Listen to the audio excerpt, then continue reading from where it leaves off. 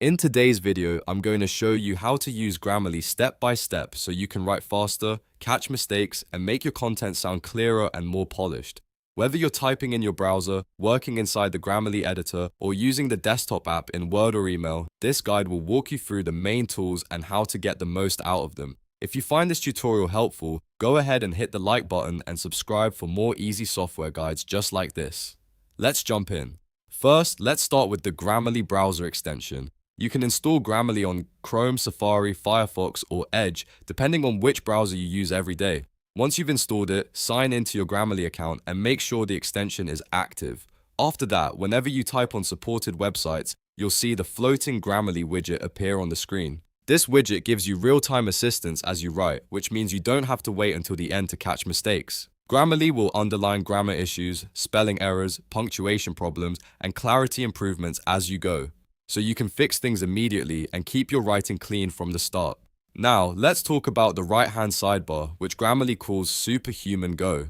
This sidebar gives you access to a set of specialized AI agents that can help with different parts of your writing workflow. One of the most useful features here is AI chat. You can click the sparkling chat bubble to brainstorm ideas, ask questions, or draft content using simple text prompts. If you're stuck on an introduction, need a better headline, or want help rewriting a paragraph, this tool can give you a strong starting point in seconds. Next is the Proofreader. You can click the G circle to review grammar, clarity, and stylistic flow. This is where Grammarly really shines for editing. It doesn't just point out obvious spelling mistakes, it also helps improve sentence structure, tone, and readability, so your writing feels smoother and more professional. If your text sounds awkward or overly complicated, the Proofreader can help simplify it and make it easier to understand. Another powerful tool in the sidebar is Authorship. You can click the fingerprint icon to track your writing process and distinguish between human-typed and AI-generated text. This is especially useful if you work in schools, publishing, or any environment where content transparency matters.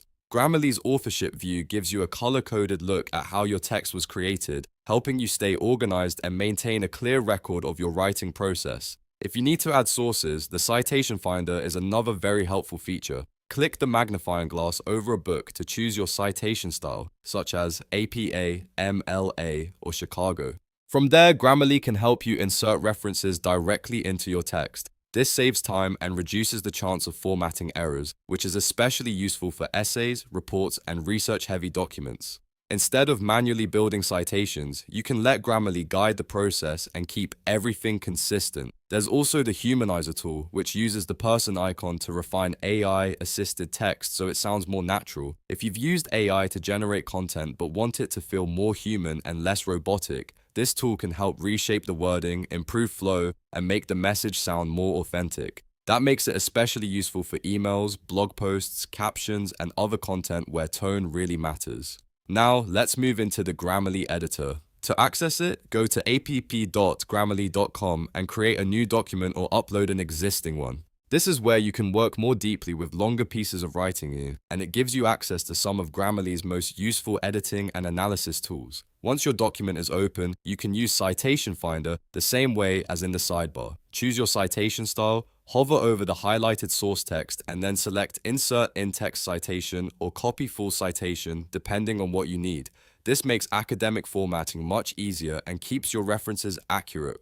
Inside the editor, you can also open the Authorship agent to view a color-coded integrity report. This report helps you understand how much of the writing is original, human input versus AI-assisted text. If you need to share the result with someone else, you can't download the report directly, but you can click the share button at the top to generate a secure link. That makes it easy to send the report without giving away unnecessary access to your full document. Another helpful thing to check in the editor is the overall score at the top right. Click that score to view word count and readability metrics. This gives you a quick snapshot of how your document is performing and whether it's easy to read. If you're writing for an audience online, these stats can help you fine-tune your content so it feels more engaging and accessible. Finally, let's cover the desktop version. If you want Grammarly to work inside apps like Microsoft Word, you can download the Windows or Mac desktop app. Once installed, a floating G icon will appear over your Word document or email client. This gives you access to Grammarly's writing suggestions right where you need them without switching between tabs.